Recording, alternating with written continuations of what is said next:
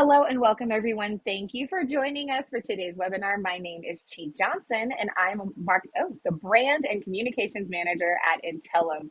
Our team of award-winning customer education professionals help the largest and fastest moving brands in the world successfully educate their customers, partners, and employees. We are the innovators, the disruptors, the creators, and the doers. And for over 22 years, we have been observing and rethinking how people learn and collaborate. We actually celebrated our 22nd birthday at the top of this month. So yay, go us. Customer education is a practical solution to a lot of issues that organizations face with retention, revenue, and achieving crucial business outcomes. It can often feel complicated, but Intellum is here to help. This webinar series underscore is our way of providing more insight into what customer education is and can be. We prop up our experts like Joe here to share their knowledge and practical advice right here inside of the Intellum platform. Today, we are presenting Architecting Content for Customer Education. The content in any effective customer education initiative, it must directly support the learner and business goals. Today, we're going to discuss how to approach the workflow of building a worthwhile experience, both to the learner and the organization. We'll answer questions at the end of the presentation, so please feel free to pop them in throughout. You can use the Q&A function there, or you can drop them in the chat. I will be monitoring that, but just feel free to drop them in as they come to you. Now, it's my pleasure to introduce you to our featured speaker.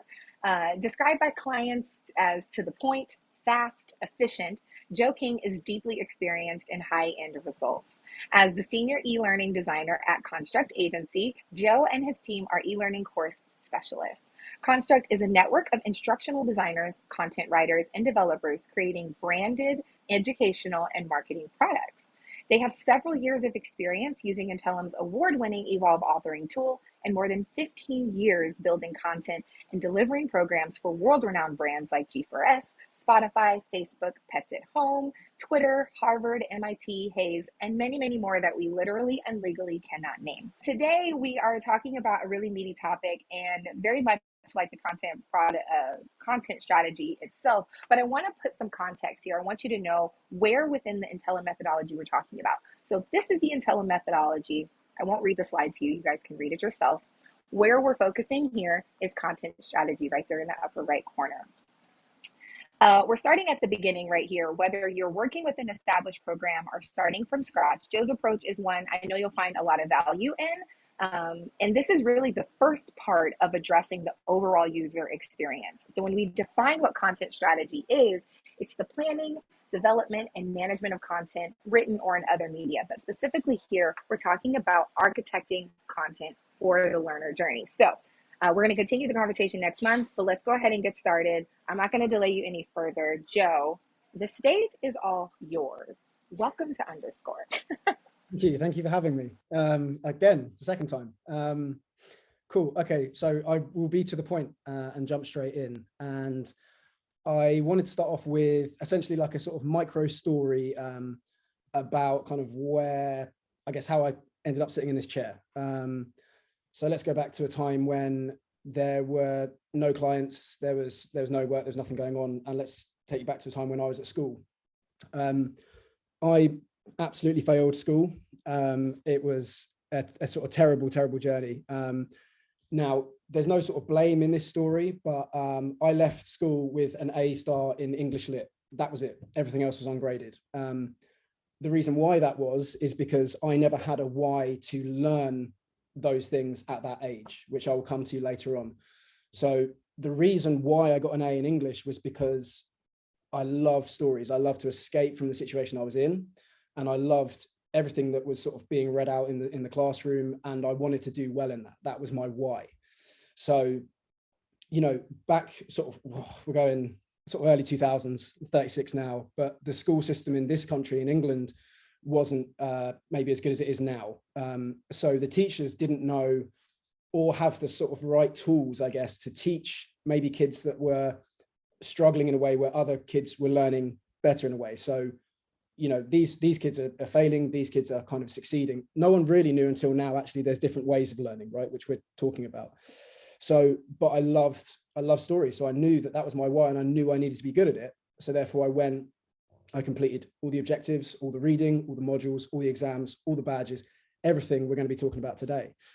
So if we move forward in the timeline, I'm 36 years old, like I said, and now I kind of sort of dabble, I guess, in the stock market and in crypto, and it's an exciting world.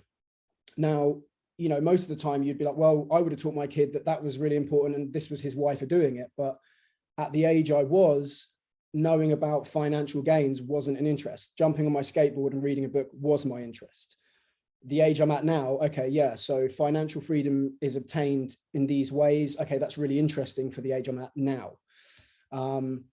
So yeah, that is now my why in life for trying to do well on the stock market. I mean, I couldn't apply to Goldman Sachs. They'd probably laugh me out of the building, but I'm learning it because I want to learn it. And that's why. So the reason I wanted to start off with a story is because in our work and the clients we work with, we believe that narrative-driven education is a massive step forward, and I think it's what's going to sort of take hold eventually. And so, basically, it's not an amazing story. I'm sure most of you have heard things like that now. I just want to check you guys are. We're definitely all on, right? Good. Okay. Sorry. Yeah, probably a relatable story to some of you, maybe not, maybe it's quite boring. But the reason I told you that story is because when we tell stories to each other, there was a study in 2014 by a guy called Paul J. Zak. And basically he discovered that character-driven stories cause oxytocin synthesis, right? Now, there's a lot of knowledgeable people in this chat, so I'm going to explain for those that maybe go, well, how does that happen? Is that this guy basically ran blood work on these individuals before a story and then afterwards. And the results came back and it was conclusive. That's what it caused. So to quote from him is, oxytocin is produced when we are trusted or shown kindness, and it motivates cooperation with others. It does this by enhancing the sense of empathy, our ability to experience others' emotions. Empathy is important for social creatures because it allows us to understand how others are likely to react to a situation, including those with whom we work. So let's think about that. You work with your customers, right? The whole general point of why everyone is here is essentially ROI. It's essentially, we want money in the door if we're talking about customer education on the surface of it. So let's treat the customers kindly. Let's give them stories. Let's understand what they actually need. Like me in school, those teachers didn't understand what I needed. I needed a different way of learning, a different way of understanding figures because I'm dyslexic.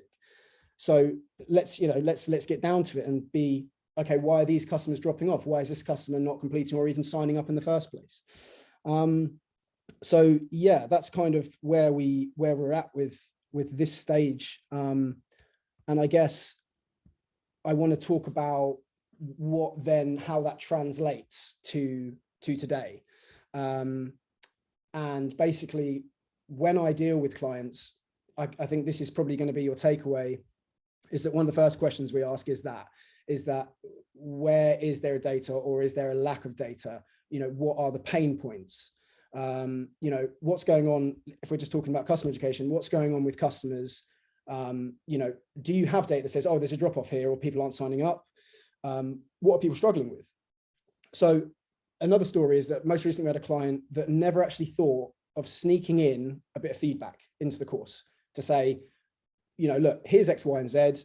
Was this actually beneficial in any way? Can you elaborate further? So we've plugged in an open input so people can write, yeah, this was amazing, or no, this sucked because of these reasons. And at least now that's like the sort of first stage of collecting customer feedback in real time in the course as to direct on each learning objective.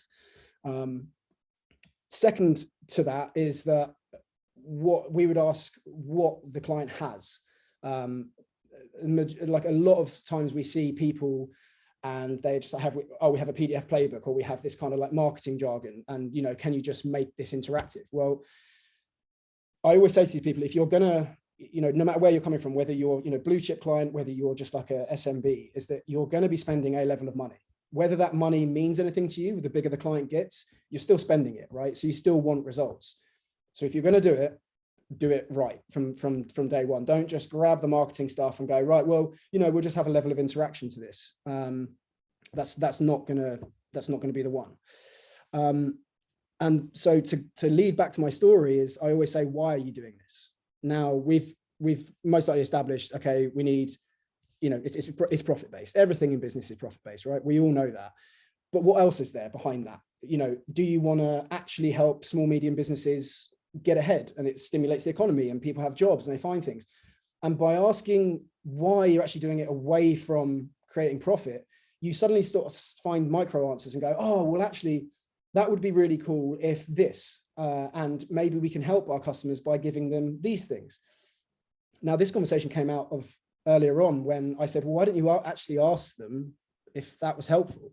Because the situation at hand was that people would go through the mature learning that had already existed and then go to the product piece. I have to speak very candidly because I can't say too much, but they would go to the product piece and not actually purchase, not put the card in.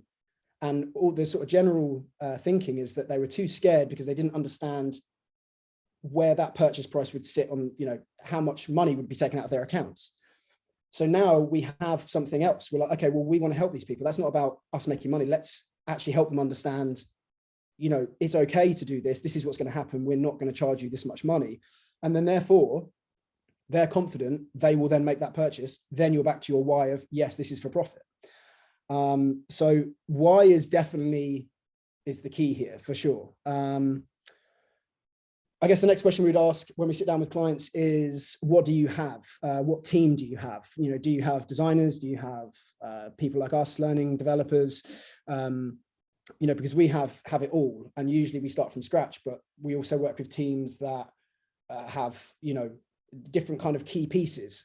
And so, yeah, it's, oh, we want to do this thing, but it's all in rice. We need it migrated across, or something similar. Who have you got? And so they're kind of like, I guess, the questions that would come around of me talking about content in whole, I guess, and what we've done and what we sort of proven we've done with people.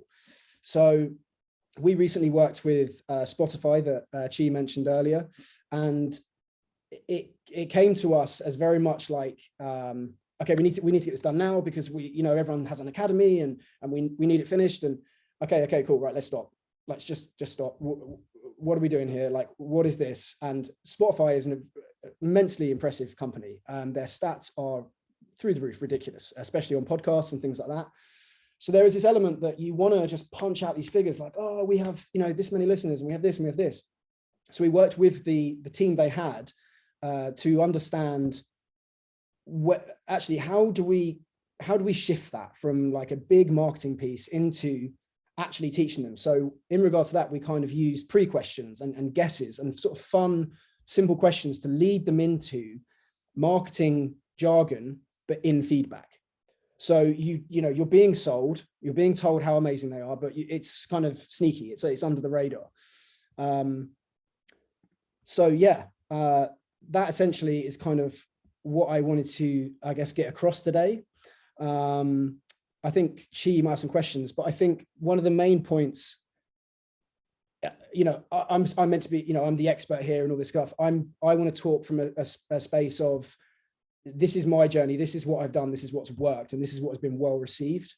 And I think it's just those things. It's just adding the detail. Yes, there are business goals. Yes, there are, your boss is slamming down on you. This needs to just go out the door like it is. But, if I think proper planning and understanding that, hey, our customers might not be at the age where they think this is important yet. We've got, say, Sally, who owns the flower shop, and actually she understands advertising on a digital space is incredible, but doesn't really know how to do it. Okay, we need to find out how we can serve her, because she stands for thousands of other SMBs that might be in the same boat. And I think that's really it, is why the most sort of key takeaways from this conversation is, why are we doing anything, and what is the age of your customers, and where can we bring them to a universal space where there all is a sort of school of understanding. So yeah, Chi, I think if that's Is that me Yeah. done? Yeah. I mean, to me, it makes complete sense. I think you outlined exactly kind of the thought process that goes behind, and really, like, this is the topic is architecting content. So we're wanting to see it from like the frame, and not to, no pun intended, but maybe pun intended, the framework that goes behind it. Like, the ideal utopian scenario is that you have gone through the Intellum framework course and you've got your why, so that when you're working through the content and what you have to build with, or you're laying out what I need to build and create, it makes this process much easier and much clearer. I guess the first question where I kind of want to start the discussion is like, what is the biggest mistake you see people make when approaching the content development process? So kind of not to repeat myself, but the biggest mistake is, like I said, is that what I'd call rushed marketing reworks, okay, with interactions. And like I said, if you're going to do it properly. It's like, oh, well, we have, someone years ago wrote this thing, so can you just, make it cool? And it's like, well, that's not it. That's like putting a plaster over a leak, right? It's not going to work. So we kind of want to sit with them and then change that rushed. We all know marketing, right? It's now. You've got to prove your worth, get that money in the door immediately. But learning is different, and customer education needs to be seen as something different, separate from marketing. So that's a massive mistake we see.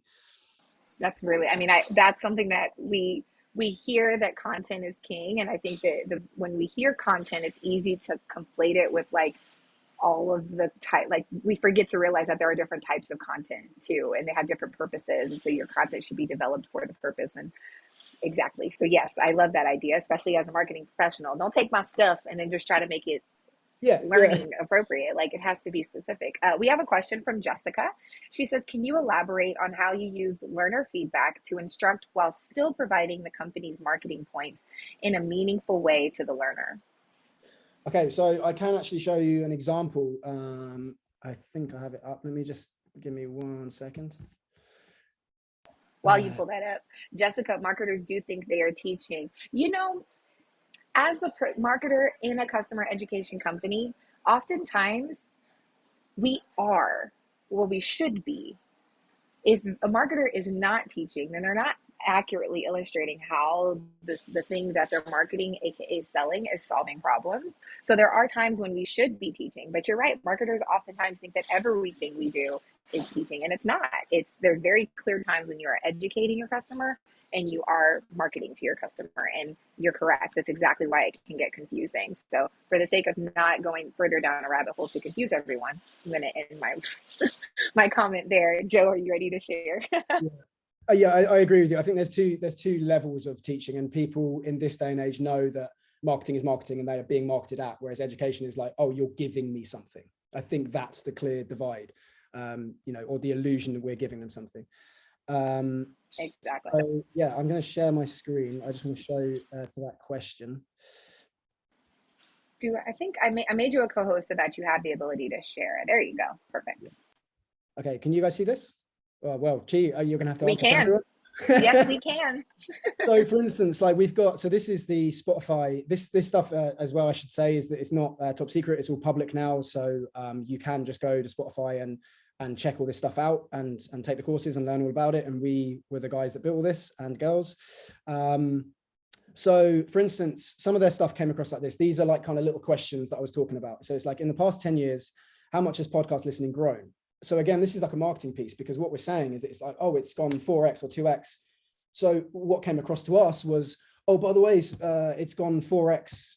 It's like, okay, cool. But on a sheet full of stats and full of text, I'm going to just go past that, and I'm not going to know. And it's an important key point to take, that actually, if podcast has gone 4x, like, I should be advertising maybe with Spotify. Like, that's a good idea. So this is what we mean by that.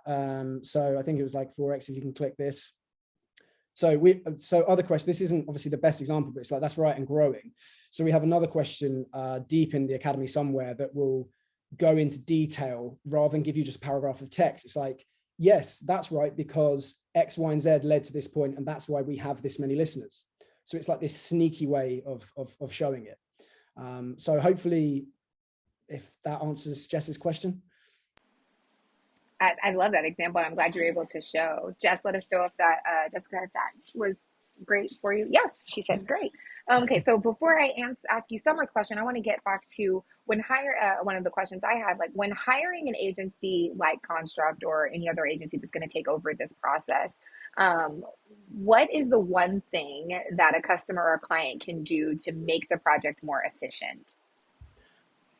Firstly, if you are, I don't know, maybe a head of a department, or you are someone that's kind of hours, get, and you have subject matter experts, and you have, your SMEs are there, get them in line, get them wanting to participate with the agency or the individual or the rest of your team. So, I think it starts from, why are we doing this? What does it look like? What are our pain points? Where are we going? Everything I said above, right? Okay, cool. What needs to be in legally? What needs to be in absolutely? And then create, from that standpoint. And then, so when you come to us, you're not just throwing us marketing jargon. You're like, this is a structured map and we need your help with it.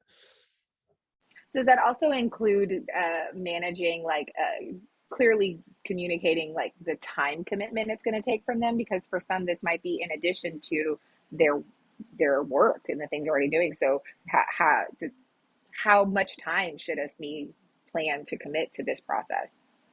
I think I mean, I say SME, you guys say SMEs in America. So it's one of those words, isn't it? Tomato, tomato sort of thing. They should be in at least, like, let's say the project cycle is 8 weeks. They should plan to be in at least half of that. And then they should be planned to be at the end for review. So like a week at the end, because really, let's just say, I don't know, you're going to teach people to go to Mars, right? I have no idea. Or you're going to teach people about flowers and certain names and species. I have no idea. Our content writers need to work with them to say, we need to get this absolutely right. So they need to own it just as much as we would as well. I like that. So then that's kind of a segue into the next one is like from purchase to launch. How long, and by purchase, I mean like investment in a platform, if this is someone starting from scratch, um, from purchase to launch, how long should the content architecting process take? Well, good question. I should have known this was going to cause a deep sigh for you. I've been on projects for 84 years. No, it should take sort of anywhere from, say, again, every project is different. I think if you're doing a whole academy piece, you're looking at easily probably a year, like for a whole academy build. If you're looking at, just like, okay, well, we've got an academy, we want to add additions to it, and we've got this new feature on whatever product they have, I'd probably look at somewhere sort of from anywhere from 6 to 12 weeks. And I say that just because of the stages it has to go through. Like you said earlier, we're quick. We will hit the ground running with you. We'll work. We'll support you. We're done. We're out. It's now up to those SMEs. It's up to legal, and it's up to all the other departments to say, this is signed off. This is good to go. Localization, for instance. We've had clients like, oh, we're just going to localize in like France and Germany, and that's it. And then suddenly it's like, oh, actually, no, and the world. So it's like, okay, cool. Like, you could have told us that, because that's a longer time. So there's always, you get education, you get education, you get education. Everybody gets it. exactly. So I think it's just get in the project and know from day one with all your departments, like, this is what we're doing, and it's staying there. And then the project will be more efficient. It'll be faster. You mentioned localization, and I think this is a great way to bring in Summer's question. Specifically, what recommendations do you have for creating content for a variety of users, personas, audiences? Let me see if I can pause there. Yeah. So, how can we be specific with a single piece of content or a course and address a potential variety of needs or learning styles? I think that's great, especially when you said like customers will come in and they're saying like, okay, we're just going to go to these two people with these two audiences, assuming the learning personas, but then everywhere and everyone. So let's go there. It's a really great question, actually, and I think it's something that is not necessarily one answer fits all, because we've kind of had this with a company I can't name, and let's take SMB, right? So you're dealing with SMB, but you're dealing with maybe different levels of learning. Like I said, maybe some people are dyslexic, maybe some people just sort of an older generation that don't really know the computer, but they're kind of gone into their retirement and they want to understand it. I think there needs just to be a level of respect. So the people that are like, boom, I'm on this, don't worry about it, we have put in, yeah, I know this, let me out the course, I'm going to take the test. So that way, if we're kind of hand holding people that are, I've worked with 10 advertising platforms, I know how they all work, I'm the genius, fine, jump out here, take the test, get your badge, off you go. I think it's just a level of respect to understand that you're never, ever in life with anything gonna make everyone happy, but all you can do is try. So it's like, is there, you know, simple components in there, simple interactions. And I think why I pushed on narrative driven content is because no matter if you're, you know, Einstein or you're, you know, a little old lady that owns a flower shop, like you can all understand a story, you can all relate to it. And I think that's why this industry will go that way, because it does kind of cover, almost cover everyone's base plate, right? I think, does that help? That's a great answer. I would love to know if that was helpful for you, Summer. Um, yeah. So I think the last question I really had, and I'd love to hear more questions from everyone else, is how does content strategy differ when the project is mature and needing a refresh versus a brand new project that's starting from scratch with nothing and from the ground up? Sure. Okay. So I think if you, yeah, because we've done both for quite large companies. I think when it's an old academy, maybe it has not been used in, like maybe they're coming over to Intellum, for instance, and they've heard about Evolve and they're like, wow, it does all these amazing things. They just kind of they want to be able to just jump everything over, which is usually we'd have to probably do a migration, which isn't just a few clicks of a button. We have to rebuild everything in Evolve if that was the case. And I think on that time when it is mature, we can ask them, okay, well, whatever platform you did come from, or if you are using the Intellum framework, again, like I said earlier, is what, do you have any data? Did you record anything? Like, was there any key insights that like worked? Was there any complaints, anything like that? And then at least with a problem, there can always be a solution, right? So like, there's never anything impossible. Like, you know, we've all heard that before, like thousands of times. So that's why, for instance, the project where we put the feedback in, hopefully one day, if they come back to us, you know, with data, we can look and say, wow, look at what we've got. Okay, none of this worked. Damn, we were completely wrong. Okay, what did they ask for? Oh, they asked for X, Y, and Z. All right, let's just change it. And then you run another cycle, and it's like, ding, there you go. Like your stock price is skyrocketing. Yes. I think with new stuff, like, you know, I'm personally, I'm a very creative person. I wouldn't necessarily push myself into an academic field. I'm more of a creative personality type. And I think with anything new, it's the most exciting thing you can ever do, because you can have fun with it. So if you can, everything I've mentioned before, if you can answer all those, get your plan together, and then maybe come to someone like my company or someone different or whoever, you can do something brand new. So for a company that I'm working with currently and my team, is that this is brand new. No one's sort of attempted to do that. And even internally, everyone's scratching their heads going, what's this? No one's ever seen it. So it's fun. Like, and if it's wrong, we're going to have data to say it's wrong. And then at least we know what right is. And at least we know, okay, maybe we went too crazy with that one. Let's steer away from that and do this. So yeah, that's, I guess, hopefully that answers your question. Yeah, it definitely did. I think there's a freedom in not having anything to reference from the beginning when you're starting from scratch. But then there's also, I think that same freedom does translate to when you're refreshing, because you've got something to work with, and you know we are data nerds at the end of the day. You know that it's important to be data informed and not and to use that data to inform the way you move forward. So I think that answered my question beautifully. I hope it added value to our attendees. We do have a question here. Based on your intrigue with storytelling, do you think narrative-based learning will become a dominant method of teaching in e-learning? Sorry, could you repeat that one? Say that again. Absolutely. So based on your intrigue with storytelling, you know, you're saying that it's really, really great. It's pretty universal in its application. Do you think that narrative-based learning will become a dominant method of teaching in e-learning? Yeah, I think 100%. Absolutely. I always have a thing that I tell people, and it's like the oldest lessons you learn in life are from stories. You think about it, from the minute you open your eyes on this earth, it's, oh, don't do that because the bear's going to get you, right? You know, it's, and I think that will come through. But what's more to the point is I mean, like Google have done this a bunch of times. Like Google are the masters, right? The masters of the universe. You know, they've got all the data to suggest that storytelling is the way to go forward.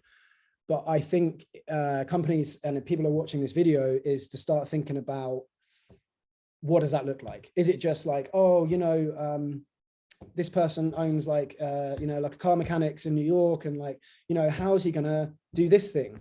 Okay, cool. I think within, you know, a lot more academies that we see and a lot, you know, time passing, that will soon become boring. So where do we, it's hard to say it because I can't say too much about this company, but what I've done with this new company is I've taken what their product is and I've told the story through their product. So anyone that knows their product, you know, part 2 coming next year, will understand that actually, okay, so this is the product and I'm now thrown into the learning, but I'm so used to seeing their product all the time. So I'm already glued in. I'm already used to this. I'm in a comfortable environment because I'm looking at that every day. So I think, yeah, companies should just get in the mindset of like, okay, stories are cool. There's some science behind it. Great. What does that look like in 10 years time? That's what I'd say, I guess. Yeah, I think that's great. That's a great response. Uh, so if we don't have any more questions, I do have some things I want to tell everyone. Not every, just for those of you who attend underscore often, the time you don't have to spend a lot of time in a session in order to get what you're getting. I will continue to bring in questions as they come. It looks like we have another one here. With your narratives, do you also develop role-based learning as well? Yeah, could they define role based? Yeah, could you clarify that a little bit more? Let's see. And then, so while we're getting more clarification there, would love to hear about your, oh, sorry, here we go. So she said, people using the product. So is that, are you speaking various types of people? So that would go into the persona. I'm assuming, are we talking about personas there? Yes. Okay. So, with your narratives, do you develop persona based learning as well? So, if you're telling a story, does that story change for the persona? Is that what we're asking? To get a little clarity there. Yes. There we go. Yeah, no, totally. So again, it's really annoying because I can't actually go into too much detail, but yes. So how can I word this without being sued to hell? Yes, we do. And I think what we're going to do moving forward with said company is we are going to develop, from an equality standpoint, stories based in a city and in other cities that are different in business, what business someone owns, where they come from, what their background is, etc., etc., and then the growth of what happens to all those stories. So this is quite tough.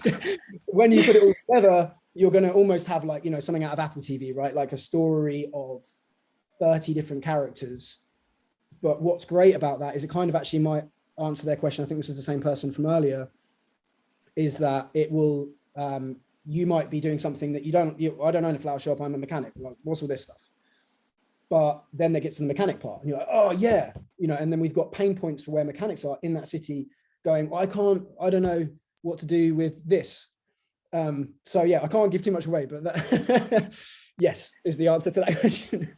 She said it answers the question, and we can also elaborate more. I think I would not be the marketer I am if I did not plug the platform.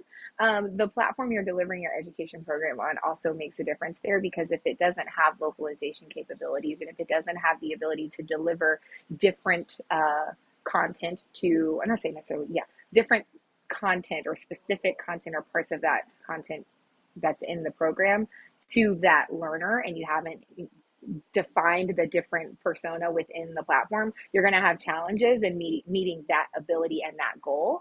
So that is one of the beautiful things about the Intellum platform, is we do have that capability. And when it's partnered with Evolve, any changes you make to your content or happen live, you know. So soft sell. There we go. Going to go back to the questions here. Would love to hear about gamification's role in the content strategy. So gamification. Yeah, I think gamification is important because at the end of the day, all of this is meant to be fun. You're putting someone into a situation where they might have to sit at the computer for 2 hours. They've got their job, they've got their kid, they've got their hobby, they've got their side hustle, right? And I think gamification has its role. We tend not to see so much gamification, but I think if you're going to put it into your content strategy, it just needs to work. Like I said earlier, don't just go, oh, I've heard gamification's a thing, so we're going to plonk it in. Don't plonk anything in. That's not the deal. If there is a chance for injected gamification, something maybe bespoke from developers, or you can use kind of like the stuff that Intellum have, then great, but just make sure it works. So for instance, you know, if you're going to do a character-driven story, and you're like, oh, I want to get a gamification piece. It's like, well, why don't we put clues to that? What, you know, try and stitch it together. You know, like I said, if you're watching something, you know, on a TV show, and I tend to do this a lot actually when we're working and when I'm trying to find ideas, as I look at something I like, you know, Walking Dead or some kind of TV show like that, and see how they stitch in characters, see where they put like clues for stuff, and just make sure that everything speaks to each other and everything is connected on purpose. Everything has to be on purpose. So I don't know if that answers their question. That's good. I was muted. I think it did. We'd love to hear from you if it did. The next question we have is, oh, yay, Jay said it does. You mentioned feedback throughout the course. What did the process look like to get leadership on board? I just hit my fist on the table really hard and say, this is what you're having. This is what we're doing. No, do you know what? I like what I do. I love what I do, and I love speaking to people from all over the world and different, you know, different roles and stuff. And usually people are very trusting with me, because I can show them like a wealth of work and knowledge and experience. For instance, the Spotify example that I showed you, we worked with leadership to say, you know, I was honest. I said, this is marketing collateral. There is no point in you doing this. You've come to me, so listen to what I'm saying, and like, can I do this? This is what I'm gonna do. Oh, that's great. Yeah, fine. So I think I just ask the question, just say, you know, this is just marketing. This isn't going to work. This is, I guess if you're, I don't know where that person's coming from their perspective, but I think if I was working under leadership in-house, I would bring them an example of work from a company that maybe they like to say, well, these guys are nailing it and this stuff isn't. So I think that's a great answer. I think that's a great strategy too, to get like showing. We actually, in our December session, we had Dave Darrington and Adam Abramescu from C Lab, and they were saying that one of the key ways to get buy-in on, you know, just, this is specifically talking about customer education, establishing a program, but I think this applies to anything, is showing the proof, like showing the idea, even though this is a relatively new idea in education program itself, it's showing them that it works, or showing them this idea in some way, shape, or form, in a way that like they can see the proof and say, oh, okay, well, let's try it, and let's try it our way. So I think that's great feedback. We do have a few more questions. So a great one. What recommendations do you have to synthesize technical training and make it easier to digest, or again, fun to learn? So okay, yeah, no, this is a good question, because we've had this. So we have built a lot of simulations for a lot of different people, and obviously those things. So like so Spotify is a great idea actually. You know, they have an ad studio. Obviously, the ad studio is super complicated. Well, not necessarily super complicated, but there's, you know, it's a ton of process. You know, and there's tons of things you can do, and it's technical. So I guess go back to the standard of bite size. Another company we did, we've got, like I said earlier, we've got a simulation, and then we have a feedback. So it's like, this is how you do it. Here's a bit of feedback. We've also got a sort of question, so after and pre, to say, if you were going to help, you know, Sally in her flower shop, you know, like what would be the thing, you know, in this to do it? So they have the opportunity to, if they've skipped the technical part, then go back and go, I didn't do the technical part because I got it wrong. So the reality check. Actually do it. And then because you put someone into that state, they're focused. They now need to do it, rather than, I'm just going to be blasé and scroll through it. But yeah, I think if you go, you know, really technical, let's say, I mean, we have a company that we're speaking to at the moment where it's all about steels and steel processes, and it's mind-blowing. So we have to find a way exactly to do that. But again, I'll come back to my situation, is if you look at your technical piece, and it's a problem, then you need to find the solution, and therefore maybe break it down, or maybe, take elements out of it that aren't, they don't have to be on the technical piece. They can do something else and then go back to it and kind of jump around. People's attention spans now are at literally 0.5 seconds. So feed them that. I think that's a great suggestion. And I know that Dr. Katie Earhart from our Learning Science Department is with us today, and I'm sure she has some research that could benefit that approach on how to make really tough training a little easier to digest and things like that. And so I will, in our recap, when you get that email, I'll try to include some resources that will help you with that summer. So I think but that's a great suggestion. Is like one I can say off the top of my head after hearing this over and over again is shorter pieces, shorter moments, more parts of engagement. Like you said, the knowledge checks sometimes are reality checks. Okay, so getting into our next question, it is a two-parter. Well, it's not a two-parter. I had to get some clarity so I could ask it. I love the idea of narrative-based education, but it's challenging to see how it can apply to the product. So this person has a SaaS product, SaaS software. So can you recommend some samples that they can check out? So are there any external resources or things you see that are working really well for SaaS that have that narrative lens? I don't, but if they want to call me, and we can talk on not on a public platform, I can dive into a deeper detail with them, and kind of maybe suggest something. I don't mind doing that. That's not a problem at all. That's awesome. That's a great suggestion. I've got his link. Yeah, and we'll also make sure we'll make sure that those resources and examples are available to everyone too. So I'll get some of those and put them in our recap blog too, so you have those. And then our last question before I give you guys some more resources here is, what principles do you keep in mind so that learners are motivated to finish your customer education modules and courses? Okay, so I mean, we're hopefully predominantly an American audience here, and obviously in America, it's coming up in chapter 2, coming up in part 2, right? So when you lean back on the narrative and you see maybe that you've jumped into lesson 1 and you're like, oh, this character's quite cool. Like, I can relate to her or him or they, and like that's they're ringing bells in my life, and I'm going to carry on. And then you get bored, or Netflix comes on, or you got to go to the gym or whatever. So I think going back to the research from that is that if you're invested in that character from day 1, you're always going to have a natural curiosity of how they grew. So there's one kind of principle you can use, and tell a good story, right? So, let's say they're using, I don't know, some new IT software, and someone's, I don't know how to use this, and they're following the story.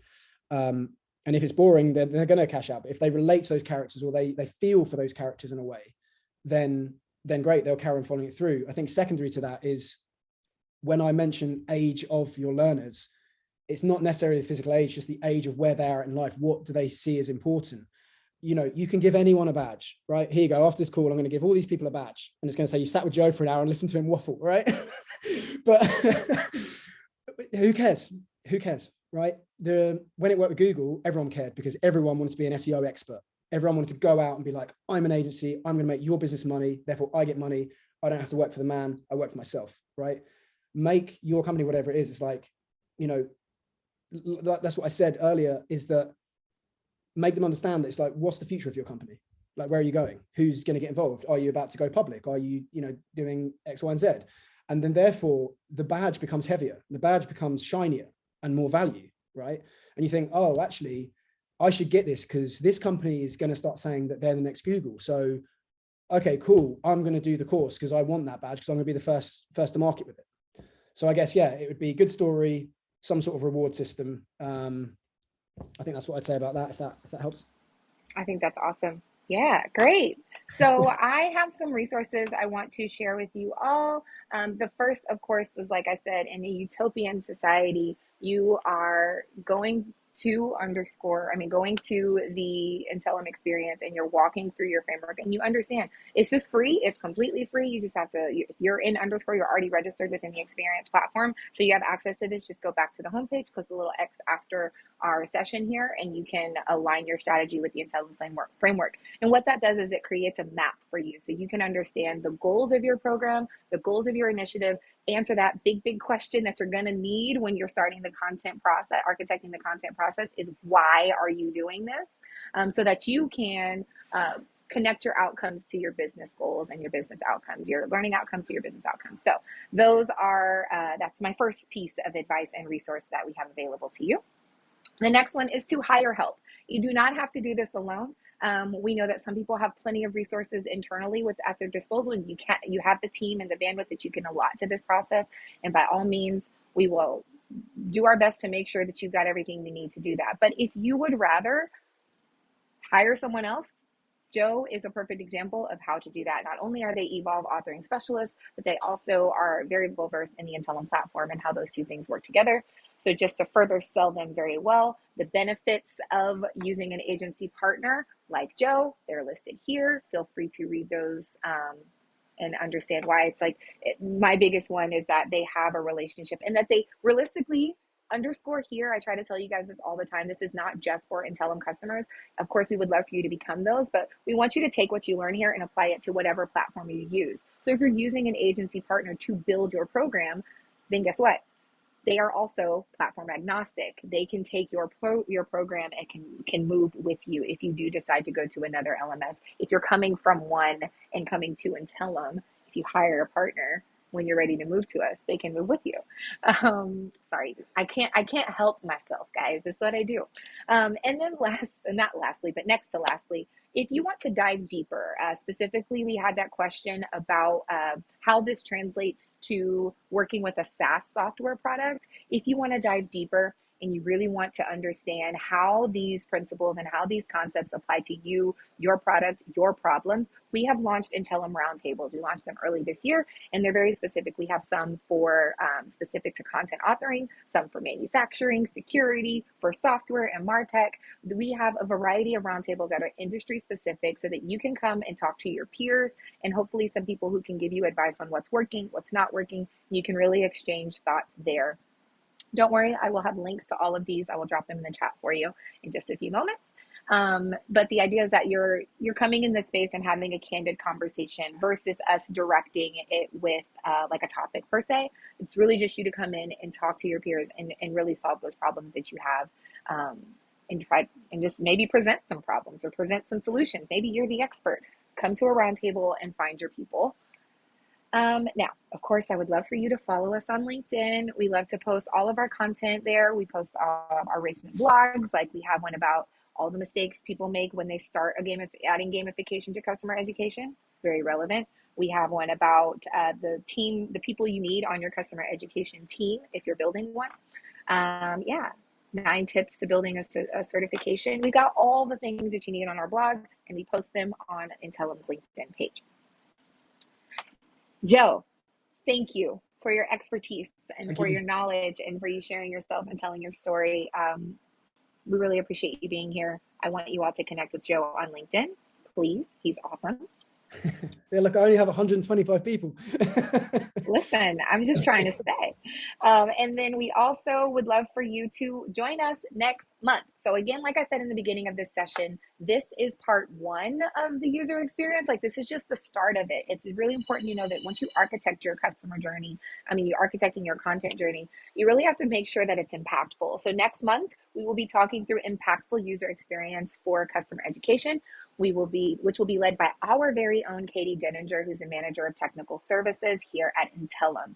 So I have dropped a wealth of information here, and my name is Chi. I'm so glad you're here. I would love for you to give me your feedback. This is like the very most important link I'm going to put in the chat here. I need you to share with me. I accidentally had them all together, so they are. I'm just going to paste it. But the one that says feedback, please click that link and tell me what you think. Tell me how I can make underscore better, what you need more or less of. But I read each and every piece of feedback, and I really, really am glad. We had record number of attendance for today's session. So that is like huge for me. I've been doing this since December of 2020. So like huge. Thank you guys for coming and for being here. Joe, do you have anything you want to leave the people with? Yeah, I think it might be worth adding that, like, you don't have to spend money to speak to me. Like, I've sat in a multitude of different things like this, and I've always been like, well, I understand what you're saying, but it doesn't work for me. And if you want to chat and go, this doesn't work for me, I understand what you're saying, but how does it work? Or you're not maybe creative, and it's on your shoulders to do something. Yeah, give me a message or whatever, and I no worries about helping at all. Awesome. So just to clarify what those links are, the first experience link you see under the feedback link, that is to register for a roundtable. You can see all the different ones we have coming up. And that last experience link at the very bottom is to register for next month's session. And so we are so glad you're here. If you have any more questions, I'll hang out for a few more minutes. I'll hang out here till 2. Joe, feel free to hang or leave. I don't care. And then we'll answer some questions that may come or just collect them for our recap.